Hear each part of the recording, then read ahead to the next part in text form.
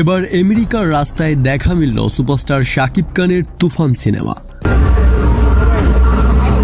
প্রিয় দর্শক, বাংলাদেশে ব্যাপক সাফল্যের পর এবার আমেরিকাতে মুক্তি পেতে চলেছে শাকিব খানের তুফান সিনেমা। তার ধারাবাহিকতায় আমেরিকার রাস্তায় হঠাৎই দেখা গেল শাকিব খানের তুফান সিনেমার প্রদর্শনী করা একটি গাড়িকে। ভিডিওতে দেখা যায় আমেরিকার ব্যস্ত শহরের রাস্তায় গাড়িতে মনিটর লাগিয়ে সুপারস্টার শাকিব খানের তুফান সিনেমার ট্রেইলার প্রদর্শনী করছে এবং মানুষজনও সেটি অবাক হয়ে দেখছেন। তাহলে বলাই যায় বাংলাদেশের পর এবার আমেরিকাও মাথাতে চলেছে শাকিব খানের তুফান সিনেমা।